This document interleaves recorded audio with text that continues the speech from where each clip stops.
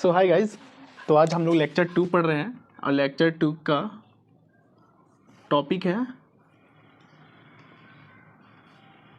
Time and space complexity.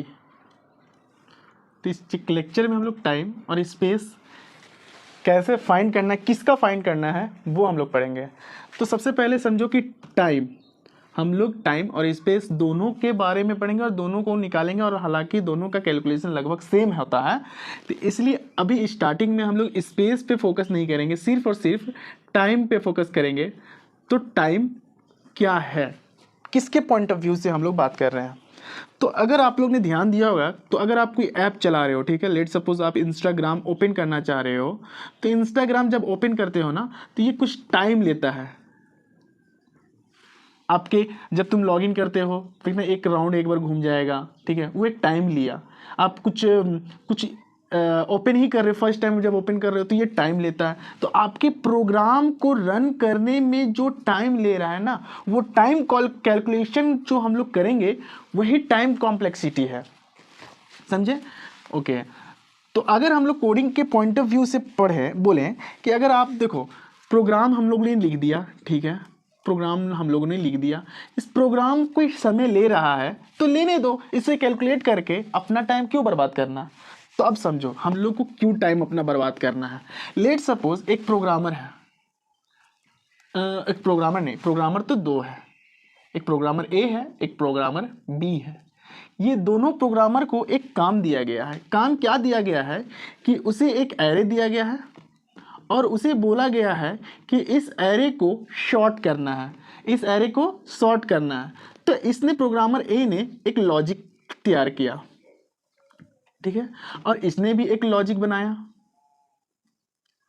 Programme भी लिख दिया। उसे जब रन किया गया तो वो लगभग 60 मिली सेकेंड ले रहा था। कितना? 60 मिली सेकेंड। सेम इनपुट के लिए इसने भी अपने लॉजिक को रन किया, लेकिन उसका जो लॉजिक है वो 6 लेट्स सपोज इतना मिली सेकेंड लिया। अब बताओ कि तुम जब प्रोग्रामर हो, तुम्हें इस चीज़ को यूज़ करना है, तो इसने जब कम समय लिया तो ये ज़्यादा अच्छा है ना। ये जो ज़्यादा समय ले रहा है ये हमारे लिए अच्छा नहीं है। हालांकि यहाँ पर देखो कि ये सेम प्रॉब्लम को सॉल्व कर रहा है। इसने भी नंबर ऑफ एलिमेंट n दिया है। इसे भी एरे को सॉर्ट करना है असेंडिंग ऑर्डर में, और इसे भी। दोनों ने सेम प्रॉब्लम को सॉल्व किया, लेकिन दोनों ने अपने डिफरेंट लॉजिक लगाए। दोनों के लॉजिक का समय जो है वो भी डिफरेंट लग रहा है। जबकि लॉजिक ए का जो समय है वो ओनली 60 मिली सेकेंड ले रहा है, और ये 3600 मिली सेकेंड, जो कि बहुत ज़्यादा है। तो इसके कंपेरिजन में इसका लॉजिक ज़्यादा अच्छा है ना, तो हम इसके लॉजिक को प्रेफर करेंगे। इसे बोलेंगे तुम्हारा लॉजिक रिजेक्ट, कोई ज़रूरत नहीं है तुम्हारा लॉजिक का, मुझे इसकी लॉजिक की ज़रूरत है। तो इस चीज़ के लिए कि आपका लॉजिक कितना टाइम ले रहा है, वो टाइम कैलकुलेट करना सीखेंगे हम लोग इस चैप्टर में, उसको बोलेंगे टाइम कॉम्प्लेक्सिटी। ठीक है, ये चीज़ बहुत ज़्यादा यूजफुल होगा आपके as a student, as a developer, आपके कोडिंग करने में। ठीक है, अगर आप कोई प्रोग्रामिंग लिखने वाले हो, कंपटीशन प्रोग्रामिंग आप जाओगे ना, तो ये बहुत ज़्यादा मेन फैक्टर करता है कि आपका प्रोग्रामिंग कितना टाइम ले रहा है। वो जो विद इन द टाइम है, उस विद इन टाइम में आपका जो लॉजिक है वो सारे टेस्ट केस को पास कर पा रहा है कि नहीं। अगर नहीं कर पाएगा तो आपका लॉजिक रिजेक्ट हो जाएगा, आपको कोई पॉइंट्स नहीं मिलेगा। ठीक है, समझ गए कि ये क्या होता है, कनेक्ट कर पा रहे हो कि टाइम कॉम्प्लेक्सिटी कहाँ पास निकालना है। ठीक है, अब समझो कि आप लोगों ने फैक्टर्स हम लोग एक बार देख लेते हैं। फैक्टर्स किस किस पे, फैक्टर्स पे डिपेंडेंट करता है टाइम। अगर फैक्टर्स देखें तो आपका मेमोरी यानी रैम का स्पीड, रैम का एक्सेस स्पीड क्या है, उस पर भी डिपेंड करता है। आपका ऐप कितना समय लेगा, ऐप जैसे कि चालू किए तो आपका रैम कितना स्पीड का है, वो उसके अकॉर्डिंग टाइम लेगा। अगर बहुत अच्छा है तो कम टाइम लेगा, बहुत अच्छा नहीं है तो कम टाइम, ज़्यादा टाइम लेगा। आपके सीपीयू के परफॉर्मेंस पे भी डिपेंड करता है।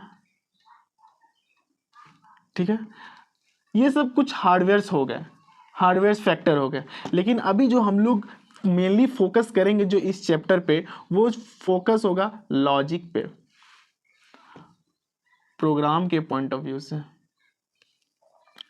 कि हम लोग का जो लॉजिक है वो कितना समय लेगा, उस पर फोकस करेंगे, कंप्लीटली लॉजिक पे। ओके, अब लॉजिक पे आ जाओ, एक एग्जांपल लो। ठीक है, एक एग्जांपल हम ले रहे हैं। एक एरे है, कुछ एलिमेंट्स दिए गए हैं, तुम्हें फाइंड करना है, ये n एलिमेंट मान के चलो, हालांकि अभी तो 5 एलिमेंट है। एलिमेंट कितने हैं? 5। मान के चलो कि मुझे एक सर्च करना है, एक एलिमेंट सर्च करना है, दैट इज 6। ये 6 एलिमेंट इस एरे में प्रेजेंट है कि नहीं, इसके लिए लॉजिक लिखेंगे हम लोग। तो डायरेक्ट एक कोई फंक्शन लो, जो फंक्शन है वॉइड टाइप का, उस फंक्शन का नाम है सर्च इंट एरे। इस एरे में सारे एलिमेंट रहेंगे, n साइज रहेगा, और जो सर्च करना है वो रहेगा। ठीक है, कैसे सर्च करोगे? तो तुम एक लूप लगाओगे, int i equal to 0, 0 index से तुम सर्च करना स्टार्ट करोगे, n तक जाओगे, i प्लस प्लस करोगे, एक एक करके तुम चेक करते जाओगे। ठीक है, कैसे चेक करोगे कि अगर एरे में ये एलिमेंट प्रेजेंट है तो क्या करो, सी आउट करो, प्रिंट कर दो कि यस प्रेजेंट है, एलिमेंट प्रेजेंट है। अगर प्रेजेंट है तो आगे सर्च करने का जरूरत नहीं है, लूप को ब्रेक कर दो। ठीक है, ओके। तो जो टाइम हम लोग को निकालना है ना, इस लॉजिक पे निकालना है कि ये हम लोग ने लॉजिक लिखा, ये लॉजिक कितना समय ले रहा है। तो इसको कैसे पता करोगे? तो देखो कि मेरे पास कितने एलिमेंट्स हैं, नंबर ऑफ एलिमेंट्स n है। ठीक है, ये जो लूप है, ये लूप में कितने बार इंटर कर रहा है और सारे लाइन को एग्जीक्यूट कर रहा है, कितने बार इंटर कर रहा है। देखो, सबसे पहले i इक्वल टू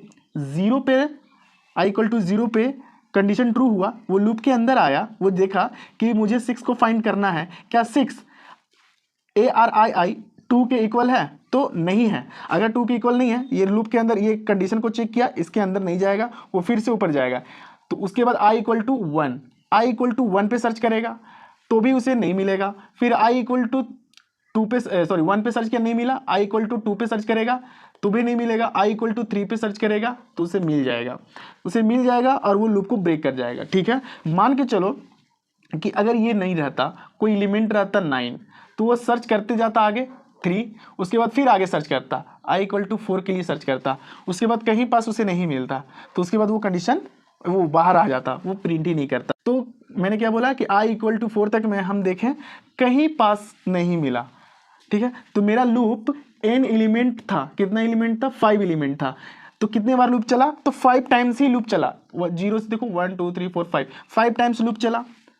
तो अगर मान के चलो कि हम बोल रहे हैं कि एक लूप जब चलता है, एक लूप जब रन कर रहा है तो 1 मिली सेकेंड ले रहा है, कितना? 1 मिली सेकेंड ले रहा है। तो यहाँ पास 5 टाइम्स लूप चला था, तो 5 टाइम्स लूप चला तो कितना मिली सेकेंड लिया? 5 मिली सेकेंड। वही n एलिमेंट था, मेरा नंबर ऑफ एलिमेंट n था, तो n लूप चला, n लूप टाइम्स चला तो कितना सेकेंड लेगा? तो n मिली सेकेंड लेगा। तो ये जो टाइम है कितना लिया? n मिली सेकेंड। इसे एज अ फंक्शन हम लोग लिख सकते हैं, एज अ फंक्शन भी लिख सकते हैं। n पे डिपेंड करेगा हम लोग का टाइम किस पे डिपेंड करेगा? n पे। n एक वेरिएबल हुआ, ये एज अ फंक्शन। और ये फंक्शन कैसा है? लीनियर है, ये लीनियर फंक्शन है ना। अरे बचपन में तुम पढ़े थे ना, fx इक्वल टू x, ये कैसा फंक्शन हो गया? ये लीनियर फंक्शन हुआ, चाहे इसके आगे कुछ भी रख दो। इसका स्टैंडर्ड फॉर्म क्या होता था? ax प्लस b, ये लीनियर बोलते थे। तो उसी जैसा तुमको नहीं दिख रहा है? ये लीनियर ही तो है। तो अगर ये लीनियर है तो ये जो लूप बना, ये जो लूप हम लोग फॉर्म कर रहे थे, ये किस टाइप का लूप कहलाएगा? ये किस टाइप का? तो लीनियर लूप कहलाएगा, लीनियर लूप। समझे? तो ये लीनियर लूप कितना समय लिया? लीनियर। क्यों? क्योंकि हम प्रूव किए ना कि यहाँ पास लीनियर टाइम लग रहा है। टाइम डिपेंड किस पे है? तो नंबर ऑफ एलिमेंट्स पे डिपेंड कर रहा है। तो ये टाइम ले रहा है वो लीनियर टाइम है, तो ये इस लूप को नाम रखेंगे हम लोग लीनियर लूप। तो अभी और कुछ स्टैंडर्ड्स लूप है, तो अभी हम टाइम कॉम्प्लेक्सिटी के अंदर अभी नहीं घुस रहे, अभी तुम्हें ओवरव्यू दे रहे हैं, फील दे रहे हैं, बेस बनाने का कोशिश कर रहे हैं ताकि तुम्हें समझने में मजा आएगा आगे चल के, बहुत ज़्यादा ये जरूरी है। तो ये लूप कैसा बना, ये लीनियर लूप का। और भी तुम्हें एक कुछ स्टैंडर्ड लूप दिखाता हूँ, मैं बताता हूँ और क्या क्या तुम लूप देख सकते हो, क्या क्या ऐसे। हालांकि इन्फिनाइट टाइप का लूप बनाया जा सकता है, बहुत सारे तरीके का बनाया जा सकता है, लेकिन कुछ लूप्स जो है वो स्टैंडर्ड्स हैं लूप्स। एक हमने क्या कौन सा देखा, लीनियर लूप, लीनियर लूप। एक loop logarithmic, logarithmic loop. Okay, logarithmic loop कैसा दिखता है दिखाएं, क्यों इसको लॉगरिदमिक लूप बोलेंगे।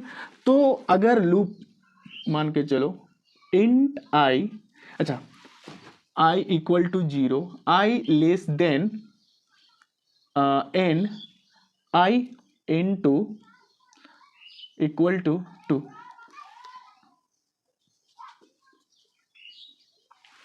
मान के चलो यहाँ n का वैल्यू 124 है, तो मुझे ज़रा बताओ कि ये लूप कितने टाइम्स चलेगा। वीडियो पॉज करो, कैलकुलेट करो कि ये लूप कितने बार चलेगा, मुझे कमेंट करके बताओ। तो बताओ, तो देखो i इक्वल टू 1 पे लूप चलेगा, i इक्वल टू 2 पे चलेगा, कैलकुलेट करो ना। i इसको कैसे लिखते हैं, i इंटू 2, स्टार्टिंग 1 0 है ना, सॉरी एक काम करो 1 ले लो, कैलकुलेशन आसान होगा, 1 ले लो। तो i इक्वल टू 1 पे चला, तो 1 से चला, फिर i इक्वल टू 2 यहाँ रखो वैल्यू, 2 इंटू 2 2 पे चलेगा जब 2, उसके बाद 2 का वैल्यू यहाँ रखो, 2 इंटू 2 4, 4 का वैल्यू यहाँ रखो, 4 इंटू 2 8, फिर 16 32 64 128 512 256 256 512 1024, लेकिन 1024 पे नहीं चलेगा क्योंकि इक्वल टू साइन हम नहीं दिए हैं। तो लूप ये इतना ही तक चलेगा। कितने बार लूप चला, 1 2 3 4 5 6 7 8 9 10 टाइम्स लूप चला, ठीक है। यानी कि जब तुम n का वैल्यू 224 डाले तो लूप कितने बार चले, 10 टाइम्स लूप रन किया।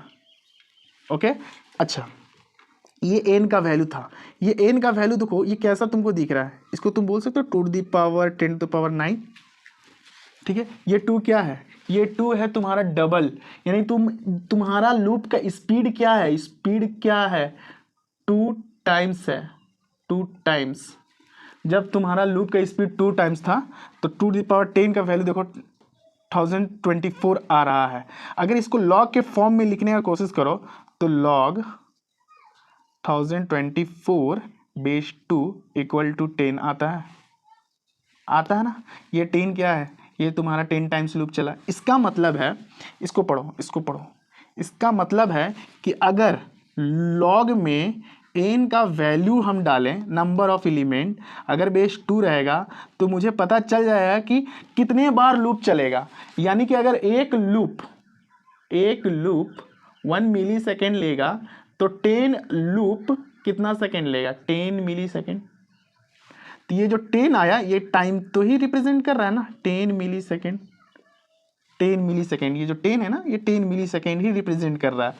तो इसको देखो fn log n लिख सकते हैं, यानी कि टाइम कितना लग रहा है, log n टाइम लग रहा है। इस लूप को चलने में कितना टाइम लग रहा है, log n टाइम लग रहा है। log n दिखा ना कैसे निकाले। अच्छा ये हम लोग बचपन में पढ़े ना, इसको कैसे हम लोग लिखते हैं, ये एक्सपोनेंशियल से log में कन्वर्ट कैसे करते हैं, ये हम लोग 12th में देखे हैं। अगर तुम्हें ओके फिर से हम इसको अच्छा डिटेल से दिखा देते हैं कैसे होता है। देखो 2 टू द पावर e लिखेंगे हम लोग, ठीक है। कुछ भी एक वैल्यू आएगा, ठीक है, मान के चलो m वैल्यू आया, हाँ, तो इसको लॉग में कन्वर्ट करने के लिए क्या करते हैं कि लॉग m को यहाँ लिखते हैं, ये बेस इसके नीचे आता है और ये जो एक्सपोनेंशियल वैल्यू है एज अ रिजल्टेंट हमको मिलता है। इसको इस तरह से लॉग में कन्वर्ट किया जाता है, ठीक है। ओके, ये तो बचपन के बाद तुम्हें 12th के स्टैंडर्ड का बात बता दिए। अब यहाँ डायरेक्टली आओ, तो लॉगरिदमिक तुमको दिखा, यानी कि अगर लूप जो है, लूप का इंक्रीमेंट, यहाँ मल्टीप्लिकेशन होगा तो तुम्हें लॉगरिदमिक लूप मिलेगा। यानी अगर i प्लस प्लस इस तरह से बढ़े, यानी i equal to i plus one, आई का वैल्यू 1/1 बढ़े तो ये कैसा बनाएगा, ये बनाएगा लीनियर। या फिर i का वैल्यू स्टार्टिंग में n दिया हो, i माइनस माइनस बढ़े तो भी ये लीनियर में ही जाएगा, ठीक है। और i का वैल्यू जो है वो मल्टीप्लिकेशन के साथ 2 गुने या 3 गुने या 4 टाइम्स, ठीक है, ये कांस्टेंट है। तो इस तरह से अगर लूप का साइज यानी i का वैल्यू इस तरह से चेंज हो रहा है तो ये लॉगरिदमिक लूप में आएगा। i का वैल्यू अगर मान के चलो यहाँ पास n दिया रहता तो ये डिवाइड करके तुम लाता डिवाइड c कांस्टेंट या फिर 2 लिख दो, ठीक है। लीनियर में क्या डिफरेंस पड़ा, इस तरह से अगर 1/1 करेगा तो लीनियर में जाएगा, अगर मल्टीप्लिकेशन या डिवाइड होगा वो लॉगरिदमिक में जाएगा, ठीक है। समझ गए लीनियर लूप और लॉगरिदमिक लूप। और भी तुम जब C++ या फिर सी लैंग्वेज अब सीख रहे होगे तो और भी टाइप के तुम लूप यूज़ किए होगे। तो सबसे फेमस था आपका नेस्टेड लूप। नेस्टेड लूप में क्या करते थे कि लूप के अंदर लूप बना लेते थे। जैसे एक एग्जांपल ले लो, int i equal to 0, i less than n, i plus plus, इन 1/1 चल रहा है, ठीक है। For int j equal to 0, ये लूप के अंदर हम लूप डाल रहे हैं, j less than n, j plus plus, ठीक है। ये कुछ कोड्स होंगे, इस तरह से लूप चल रहा है। यानी जब i का वैल्यू 0 होगा तो j का जो वैल्यू है वो 0 से स्टार्ट करेगा, फिर कितना आएगा, 1 जाएगा, 2 जाएगा, 3 जाएगा और डॉट डॉट डॉट n तक जाएगा। फिर i इक्वल टू 1 आएगा, फिर j का वैल्यू 0 से स्टार्ट होगा और वो n तक जाएगा। इसी सिमिलरली i का वैल्यू जब n हो जाएगा तो फिर j equal to 0, 1, 2 dot dot dot n। तो देख रहे हो किस तरह से लूप चल रहा है। यानी कि जब i इक्वल टू 0 से लेके n तक चलेगा तो हर एक 0, 1 के लिए j इक्वल टू 0 से 9 तक चलेगा। यानी कि अगर ये लूप n टाइम्स चल रहा है, अगर ये n टाइम्स चल रहा है तो हर एक n टाइम्स के लिए तुम्हें एक n टाइम्स j वैल्यू चलेगा। तो देखो ये कैसा फॉर्म आ रहा है, ये लूप कैसा फॉर्म बना रहा है, n इंटू n टाइम्स चल रहा है और n इंटू n को क्या बोलते हैं, n स्क्वायर बोलते हैं। इसे एज अ फंक्शन ट्रीट करेंगे अगर हम लोग तो ये एक स्टैंडर्ड फॉर्म हुआ क्वाड्रेटिक का। क्वाड्रेटिक का इक्वेशन कैसा देखते थे, ax square plus bx plus c, ये क्वाड्रेटिक इक्वेशन होता था, उसी का छोटा सा पार्ट है n स्क्वायर। तो ये कैसा लूप बना रहा है, क्वाड्रेटिक लूप। कैसा, क्वाड्रेटिक लूप। तो नेस्टेड में एक फेमस लूप हो जाएगा क्वाड्रेटिक लूप। और कुछ नेस्टेड वाले देख लो, नेस्टेड वाले। एक अगर मान के चलो एक लूप ऐसा रहा है, int i equal to 0, i less than n, i plus plus, ठीक है। For int j equal to 1 से j लेस देन n तक ही चले, j इंटू इक्वल टू 2। अब बताओ क्या दिख रहा है तुम्हें, ये लीनियर है। लीनियर के अंदर में क्या है, लीनियर के अंदर में है क्वाड्रेटिक। तो इस लूप का नाम रख दो ना, लीनियर क्वाड्रेटिक लूप। अच्छा, लीनियर क्वाड्रेटिक लूप क्यों है, ये लीनियर बना क्योंकि i प्लस प्लस आई का वैल्यू 1/1 इंक्रीमेंट हो रहा है, लेकिन j का वैल्यू डबल टाइम्स हो रहा है, 2 के स्पीड से j का वैल्यू चेंज हो रहा है 2 गुने से। तो ये जब 2 गुने से होता है तो हम क्या बोले थे, लॉगरिदमिक बनता है। सॉरी, ये क्वाड्रेटिक क्यों लिख रहे हैं हम, लीनियर लॉगरिदमिक,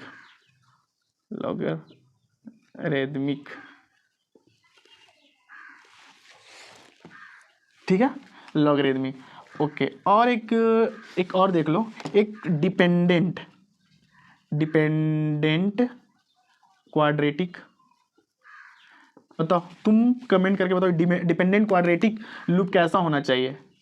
यानी कोई एक लीनियर लूप रहेगा, ठीक है, उसके अंदर जो लूप बनेगा वो जे पे डिपेंड करेगा। कैसे, जे पे कैसे डिपेंड करेगा, तो ये जो लूप है 1 से हमेशा स्टार्ट करे, लेकिन जे का वैल्यू किससे हमेशा छोटा रहे, आई से छोटा रहे। तो कंडीशन जो है वो आई पे डिपेंडेंट है। ये लूप कितने देरी तक चलेगा, कितने कहाँ तक जाएगा, किस पे डिपेंडेंट है, आई पे। तो ये हो गया डिपेंड, किस पे हो गया डिपेंड, इस पे ऊपर वाले लूप पे डिपेंड है, ठीक है, जे प्लस प्लस। तो ये डिपेंडेंट लूप हो गया। एक और मान के चलो ये लूप है, कंडीशन लिखें, इसके अंदर एक और लूप लिखें, कंडीशन लिखें हम, इसके अंदर एक और लूप लिखें हम, इसके अंदर और एक लूप लिखें। कोई दिक्कत, कोई भी दिक्कत नहीं। ये अगर n टाइम्स चल रहा है तो n का पावर 4 ऐसा भी लूप बना सकते हो, n का पावर 5 भी बना सकते हैं, n का पावर 6 भी बना सकते हैं। इतने टाइम्स लूप चलेगा तो पॉलिनोमियल लूप। हालांकि ये क्वाड्रेटिक भी पॉलिनोमियल का पार्ट है, लेकिन ये क्वाड्रेटिक बहुत ज़्यादा स्टैंडर्ड है, बहुत ज़्यादा यूज़ होता है, इसलिए मैं इसे सेपरेटली दिखा दिया हूँ। ओके, अब लूप अगर समझ में आ गया है तो अब बढ़ते हैं एसिम्प्टोटिक नोटेशन के तरफ। इस चैप्टर पे जंप करने से पहले, इस टॉपिक पे जंप करने से पहले मैं एक सिनेरियो डिस्कस करना चाहता हूँ। वो सिनेरियो क्या है कि लेट सपोज एक प्रोग्राम लिखो, write a program to search an element into given array. एक एरे दिया गया है तुम्हें जिसका साइज n है। अभी n का वैल्यू देख लो कितना होना चाहिए, 0 1 2 3 4 5। n का वैल्यू 6 है, रैंडम नंबर दिए गए हैं तुम्हें, ठीक है। तुम्हें एक एलिमेंट भी दिया गया है सर्च करने के लिए, दैट इज 6, ओके, और 5, ठीक है। तो तुम एक फंक्शन लिखोगे, फंक्शन जो कि वॉइड टाइप का है, और फंक्शन का नाम रख लो सर्च। फंक्शन में मुझे क्या मिलेगा, मुझे एक एरे मिलेगा, ठीक है, और क्या मिलेगा, n का वैल्यू मिलेगा, नंबर ऑफ एलिमेंट को काउंट करेगा, और सर्च एलिमेंट मिलेगा। तो मैं कैसे लॉजिक लिखोगे, 4 इंट आई इक्वल टू 0, यानी 0 इंडेक्स से तुम सर्च करोगे एट द एंड तक, i less than n, i plus plus. अगर मिल जाता है, if ARRI equal to S, तो क्या करना है, प्रिंट करना है कि हाँ मिल गया, और लूप को ब्रेक कर देना है। उसके बाद लूप से बस इतना ही समझो, मिला तो यस, नहीं मिला तो कुछ भी प्रिंट मत करो, नहीं तो और लंबा कोड जाएगा फालतू का। अभी हमको इसमें समझाना है, कुछ समझाना ये है कि अब इसको देखो, टाइम निकालने का कोशिश करो। जो तुम्हारा लूप है वो लीनियर टाइप का लूप है। लीनियर क्यों बोल रहे हैं, क्योंकि ये जो लूप कितने बार चलेगा वो डिपेंड करेगा किस पे, नंबर ऑफ एलिमेंट्स पे। नंबर ऑफ एलिमेंट्स कितना है, n। तो लूप जितना बार चलेगा उतना ही तो समय लगता है। लूप चलने का मतलब समय लगना।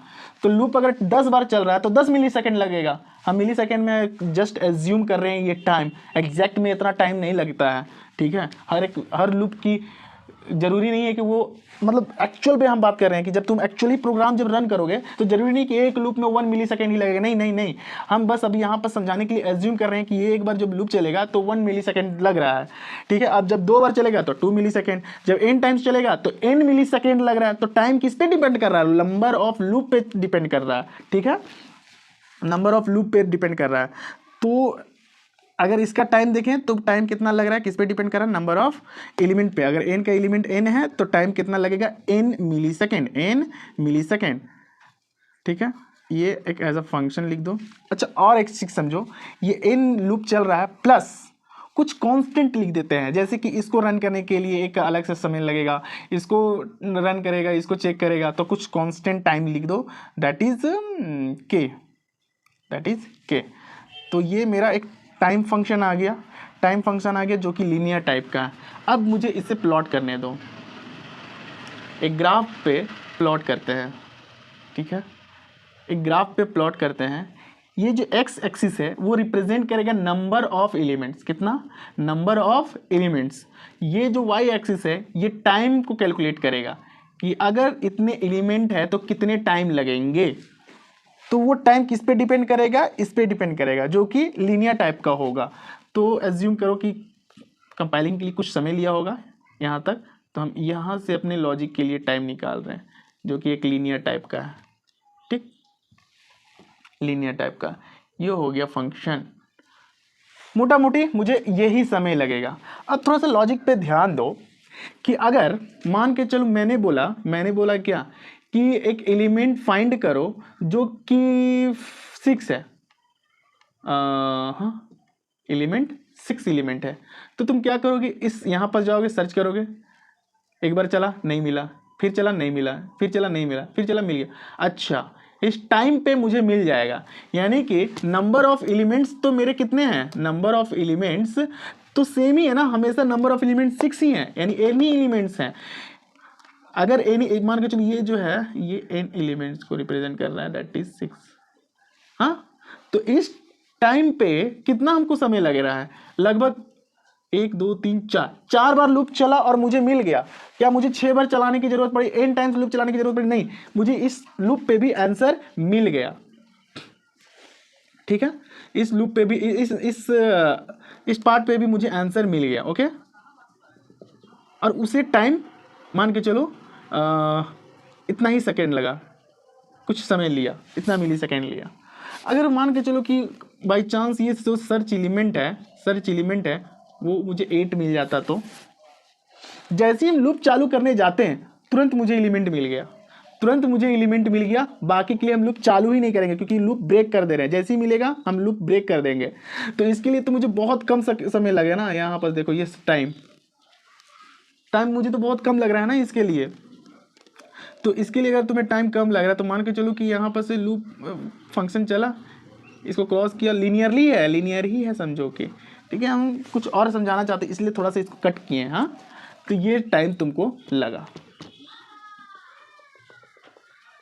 ये भी टाइम लग सकता है। हाँ, ओके, अब मान के चलो कि बोल देता मुझे फाइंड दिस एलिमेंट, ये एलिमेंट प्रेजेंट है कि नहीं, तो तुम खोजते रह जाते लेकिन तुम्हें मिलता नहीं। तुम यहाँ जाते यहाँ कहीं मिला, किसी भी पार्ट में नहीं है, पूरा लूप तुम चला दिए लेकिन तुम्हें कहीं नहीं मिलेगा। तो ये देखो कि यहाँ पर तुम ये टाइम जो कब मिला था तुम्हें, जब एज का वैल्यू 6 था। ये टाइम कब था, जब एज का वैल्यू 2 था। तो अगर मुझे एकदम ही नहीं मिला तो ये एवरेज, ये हम तो एवरेज टाइम से, तो इससे तो ज़्यादा ही लगेगा ना समय, थोड़ा सा तो ज़्यादा ही लगेगा। तो थोड़ा सा अगर ज़्यादा लग रहा है तो मान के चलो ये लीनियरली ग्राफ है, लीनियर ही है, ठीक है। तो यहाँ पर समझाने के लिए, हालांकि ये सीधा ही रहता है, बस एक रिप्रेजेंटेशन दे रहे हैं, ये इंपॉर्टेंट नहीं है, कंप्यूटर में कुछ भी फिक्स नहीं है भाई। और ये लीनियर पे हम फोकस कर रहे हैं इसलिए तुम्हें कुछ समझाना चाह रहे हैं, इसलिए हम ये क्रॉस कर रहे हैं हमेशा, बार बार क्यों क्रॉस कर रहे हैं बाद में समझाएंगे। तो ये समय थोड़ा सा ज़्यादा लगा, मान के चलो ये कांस्टेंट टाइम थोड़ा सा c और ये कांस्टेंट टाइम थोड़ा सा कम c1, ये टाइम का डिफरेंस है, इसके और इसके बीच के में समय का डिफरेंस है। तो ये टाइम कब लगा था, जब बेस्ट केस था। बेस्ट केस मेरे लिए क्या हुआ कि मुझे जैसे हम लूप चालू करने गए मुझे मिल गया, मेरे लिए बेस्ट केस हो गया। और यहाँ पर कभी बीच में था तो ये लगभग समझो कि एक एवरेज केस की हम बात कर रहे हैं, ठीक है। और जब लूप को पूरा छान मारे मिला ही नहीं तो मेरे लिए तो एकदम क्या बोले वर्स्ट केस हो गया, देखो जीएन हम लिख रहे हैं, जीएन मान के चलो कि मुझे एक हल्का सा टिल टाइप का है, टिल टाइप का एक फंक्शन को हम थोड़ा सा चेंज कर रहे हैं, इसको भी अभी समझाएंगे। जीएन नाम हम इसको रिप्रेजेंट कर दे रहे हैं, ठीक है, जीएन है ये ग्राफ, जीएन रिप्रेजेंट कर रहा है, ठीक है। ये वर्स्ट केस हो गया मेरा, ये वर्स्ट केस में थोड़ा सा समय ज़्यादा लगा। ओके, तो अब यहाँ पर समझो,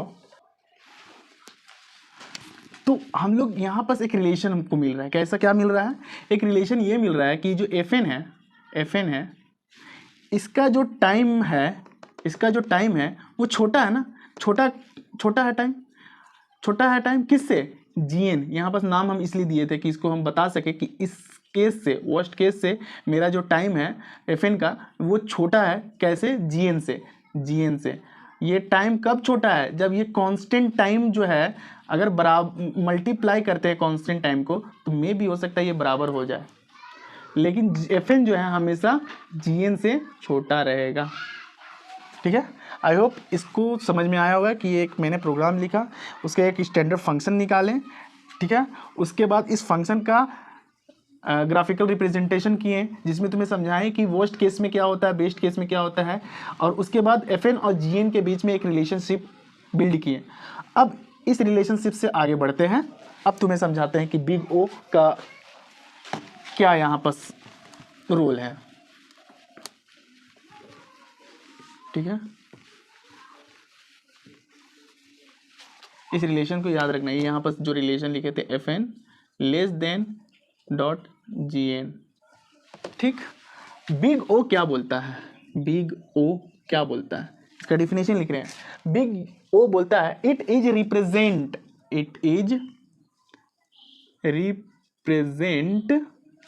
थोड़ा सा स्पीड में हम लिख रहे हैं। ओके, तो डेफिनेशन पे ध्यान दो, हम क्या बोल रहे हैं। It is represent, big O क्या रिप्रेजेंट करता है, upper bound of the running time of an algorithm. Upper bound, ये हम लोग ग्राफ बनाए थे, ये Fn लिए थे, इसे क्रॉस करते हुए ऊपर गए थे, इसे Gn बोले थे, और इधर से क्रॉस करते हुए नीचे आए थे, इसको Hn बोलो। इसके बीच का जो टाइम गैप था वो C कांस्टेंट से रिप्रेजेंट कर रहे थे। तो ये जो Gn था ये अपर बाउंड है। अपर बाउंड का मतलब हुआ कि ये सब वर्स्ट केस की हम बात कर रहे हैं। वर्स्ट केस में जो टाइम लग रहा है ना उसके बारे में हम बात करें, अपर बाउंड। इससे ऊपर तो लग ही नहीं सकता है, ये अपर बाउंड हो गया। ये नीचे लोअर बाउंड, ये तुम्हारा बेस्ट केस हो गया। बेस्ट केस में क्या कि जैसे ही रन किए लूप और मिल गया मुझे एलिमेंट, ये बेस्ट केस हो गया। तो ये बोल रहा है कि बिग ओ क्या रिप्रेजेंट करता है, बिग ओ इसको रिप्रेजेंट करता है, it gives the worst case. और ये क्या देता है, वर्स्ट केस देता है। बताया था नहीं वो वर्स्ट केस कैसे देता है, जब मिला ही नहीं कुछ तो वर्स्ट केस में आ गया ऑफ एन एल्गोरिदम। अगर फिर उसके बाद ये कंडीशन हम लोग इस्टेब्लिश किए थे कि ये चीज़ जो है कब होगा।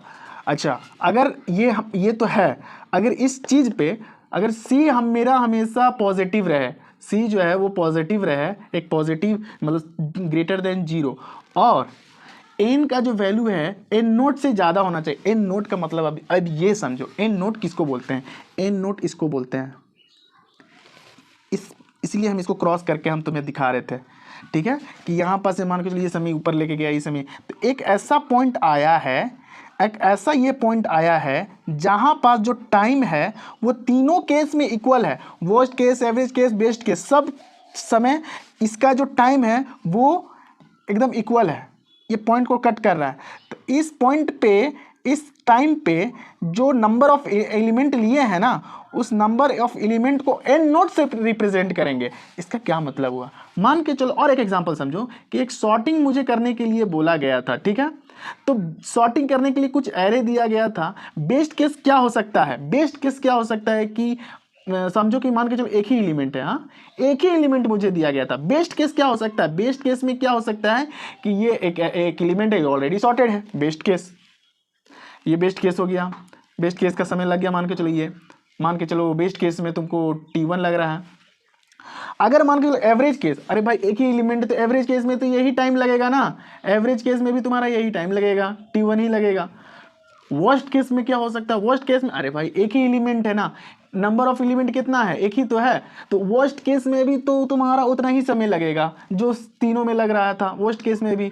तो एक इसमें कॉमन था कि नंबर ऑफ एलिमेंट कितने थे, 1 थे। तो एन नोट बोल रहा है कि अगर नंबर ऑफ एलिमेंट 1 है तो सबके समय जो सबका टाइम जो है वो इक्वल लगेगा। तो इसलिए हम यहाँ पर बोल रहे हैं कि जो सबका समय जब इक्वल लग रहा है उससे आगे जाओ, यानी कि एन नोट से ज़्यादा जाओ, एलिमेंट को ज़्यादा लो ना, एन नोट से ज़्यादा लो। यहाँ पास एन नोट का वैल्यू कितना है, एन नोट का वैल्यू 1 हम लिए थे, सॉर्टिंग करने के लिए 1 एलिमेंट लिए थे, तो एन नोट का वैल्यू 1 था। तो 1 से ज्यादा नंबर ऑफ एलिमेंट्स लो for all n is greater than n naught. N naught का बारे में समझाएं, एन नोट का ये मीनिंग के बारे में समझाएं। सी अगर ग्रेटर देन 0 रहेगा, तो अगर ये ग्रेटर देन 0 रहेगा, मान के चलो सी इक्वल टू 1 रहा, तो ये या 4 2 4 5 कुछ भी रहा, तो यहाँ पर तुम लिख सकते हो 5 × GN। ठीक है, तब ऐसे केस में ये कंडीशन सेटिस्फाई करें, एन का वैल्यू एन नोट से ज़्यादा हो, यानी कि नंबर ऑफ एलिमेंट्स ज़्यादा रहे, एक से ज़्यादा रहे। एक इसके केस में हम एग्जांपल लेके बताएं कि एन नोट क्या है। एन नोट का वैल्यू डिफरेंट हो सकता है डिफरेंट केस में, हमेशा एन नोट का वैल्यू 1 नहीं है। बस इसमें हम बोल रहे हैं कि ये सॉर्टिंग में हम एक एलिमेंट लिए, तो एक एलिमेंट का मीनिंग तुमको समझाएं कि टी जो टाइमिंग है वो सब जगह इक्वल होता है। वैसे समय पास नंबर ऑफ एलिमेंट को एन नोट बोलते हैं।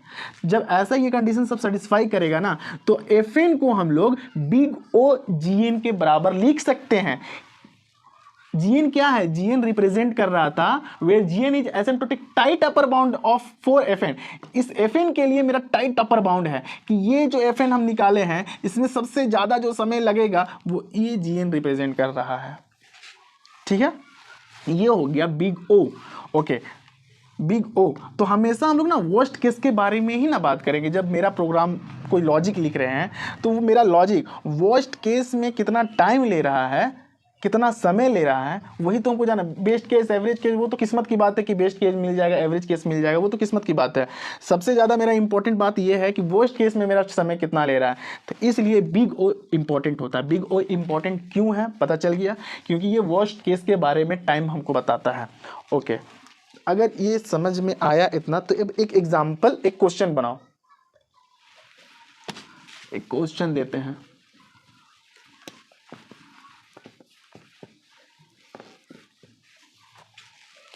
क्वेश्चन क्या है कि एक फंक्शन दिया गया है 2n² प्लस 4n प्लस 6। ठीक है, ये फंक्शन दिया गया है, इसे बिग ओ में तुमको लिखना है। बिग ओ में हम लोग क्या लिखेंगे इसी फंक्शन को? अरे फंक्शन सेम ही है ना, फंक्शन सेम ही है, फंक्शन के बारे में आगे नहीं जाना, लेकिन मुझे इसके इस पॉइंट से रिप्रेजेंट करना है। कैसे करेंगे? तो इसको क्वेश्चन को सॉल्व करने के लिए, इस क्वेश्चन को सॉल्व करने के लिए इसको बिगो कितना होगा उससे को समझने के लिए तुम्हें समझना होगा कि डोमिनेंट फैक्टर क्या होता है। डोमिनेंट फैक्टर क्या होता है? क्या बोल रहे हैं हम? डोमिनेंट फैक्टर क्या होता है? डोमिनेंट फैक्टर ये होता है कि ये दोनों मल्टीप्लिकेशन में है ना, इसके कंपैरिजन में 2 और n के क्या वैल्यू है बताओ। 2 और n के कंपैरिजन में ये देखो 2n²। हम बोलना चाह रहे हैं दोनों में से डोमिनेंट कौन है, किसकी महत्वपूर्ण ज्यादा महत्व किसकी ज्यादा है। तो इसमें अगर हम बोले n का वैल्यू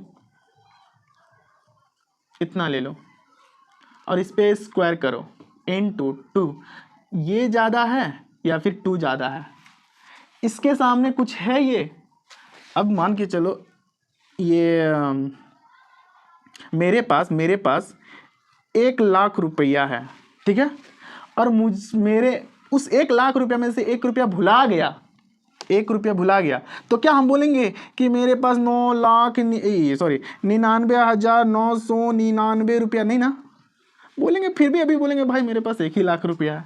या फिर मुझे 1 रुपया और मिल जाए तो हम फिर क्या बोलेंगे कि मेरे पास 1,00,001 रुपया है। कोई 1 रुपया का वैल्यू है 1,00,000 के सामने? नहीं, फिर भी हम बोलेंगे भाई मेरे पास 1,00,000 है।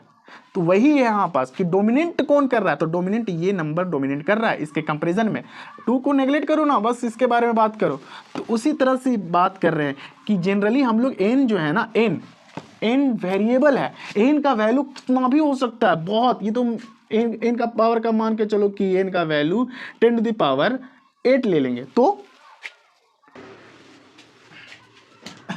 अब देखो, अगर मुझे n² दिया है, ठीक है, प्लस n, इस n² के कंपैरिजन में ये n कुछ भी है, मान के चलो n का वैल्यू 10⁹ है, तो मेरा ये वैल्यू जो है 10⁸ है और ये वैल्यू है 10⁹। ये मेरे सामने कुछ भी मैटर करता है? नहीं मैटर करता है, हम बड़ा है। ये होता है डोमिनेंट। अब बताओ इसमें डोमिनेंट तुम मुझे बताते जाओ। डोमिनेंट समझ गए? डोमिनेंट किसको बोलेंगे? डोमिनेंट का बारे में बताते जाना। हाँ, ये दोनों में डोमिनेंट कौन करेगा? n² करेगा प्लस 4n प्लस 6। ये कुछ भी है मेरे सामने 6, ये लोग बड़ा बड़ा दिग्गज लोग खड़ा है, प्लस 6 कुछ भी है? नहीं है भाई, चलो इसको हटाओ, इसको हटाओ, एन स्क्वायर प्लस 4n बचा।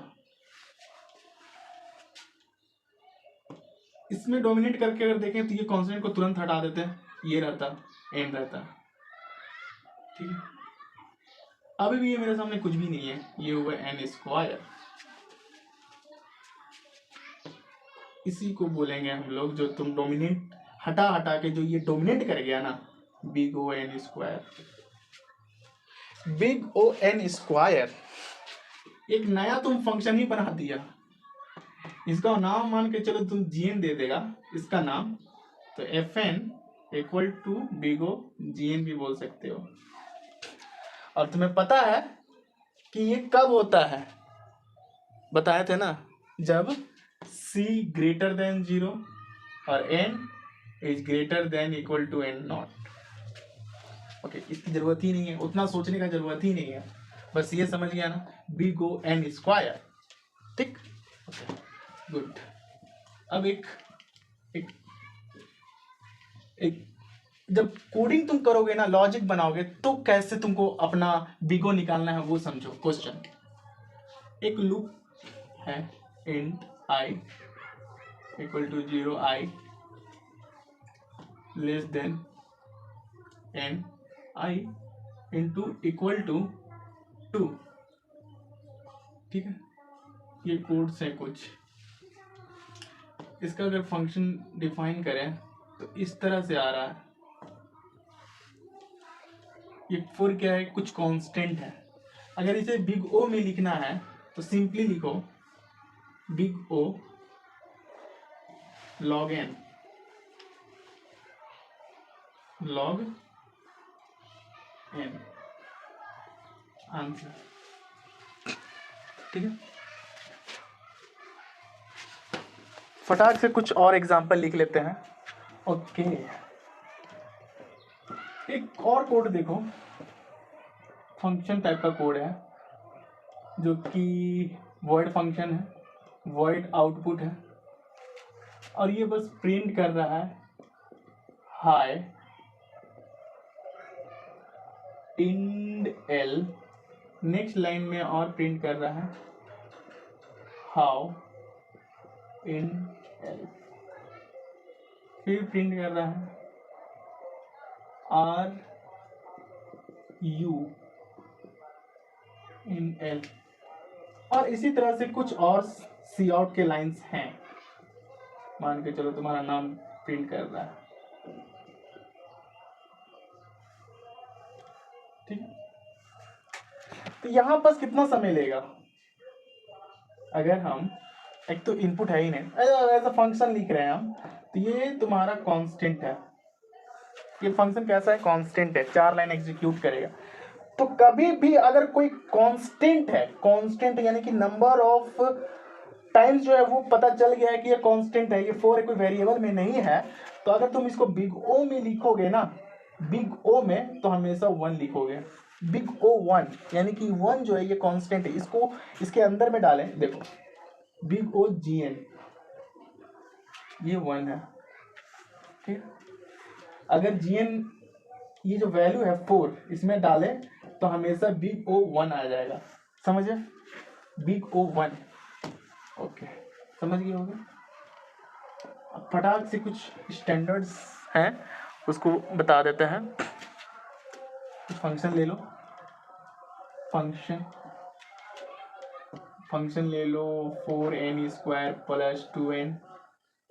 ठीक है, बिग ओ जी एन बोल सकते हैं। यहाँ कैसा लिखेंगे वो बताना। हाँ,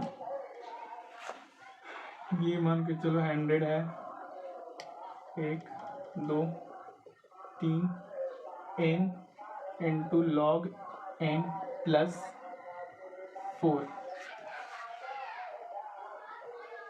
5 में देख लो 2n cube plus 4n square plus 6 5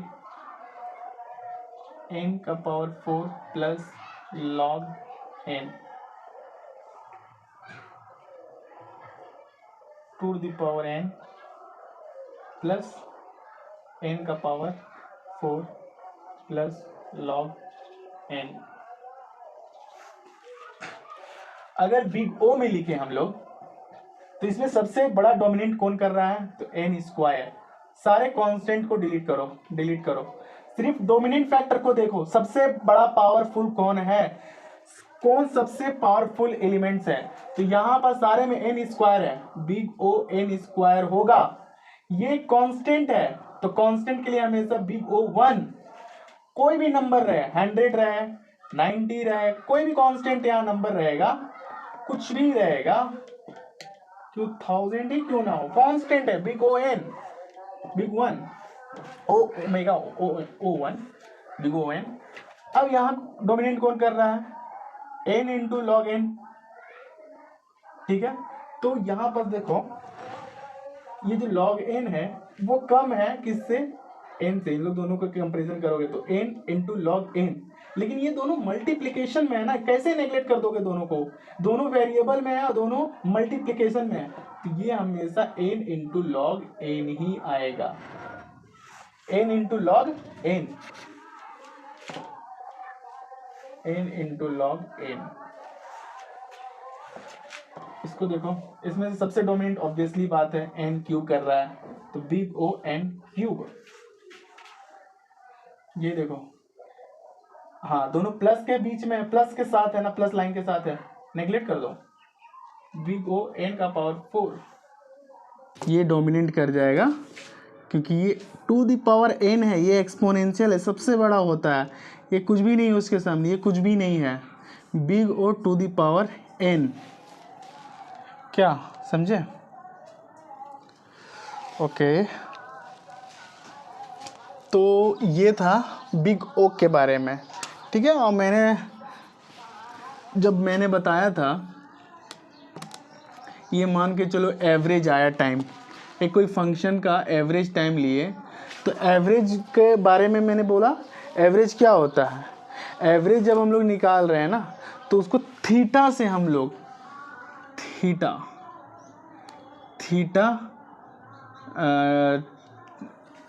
यानी ऐसा साइन होता है, थीटा से रिप्रेजेंट करते हैं, थीटा नोटेशन दे, ठीक है। जब ये एवरेज केस के लिए हुआ, ठीक है, जब वर्स्ट केस के लिए होगा, वर्स्ट केस के लिए तो बिग ओ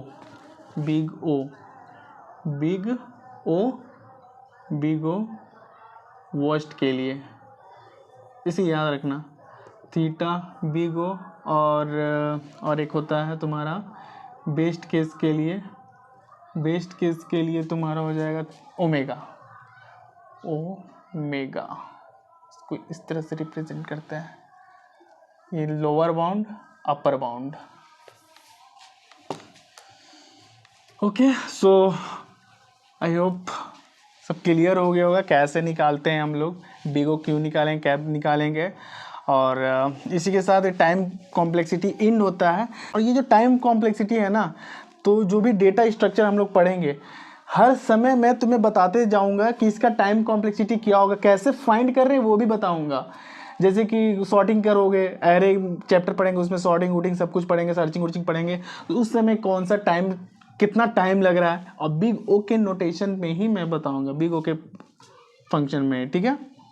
सो इसी के साथ लेक्चर 2 चलो एंड करते हैं, और नेक्स्ट हम लोग लेक्चर 3 पढ़ेंगे। लेक्चर 3 में हम लोग एरे पढ़ेंगे, वहाँ से अब हम लोग एक्चुअल कोडिंग स्टार्ट होगा। अभी तक तो थ्योरी चल रहा होगा, काफ़ी बोर हो गए होगे। अब जितने भी हम लोग अभी तक बेस बना है ना, अब वो लेक्चर 3 से स्टार्ट होगा, लेक्चर 3 से वो दिखना स्टार्ट होगा। लेक्चर 3 में हम लोग एरे पढ़ेंगे। Okay, so for till then thank you, bye, मिलते हैं।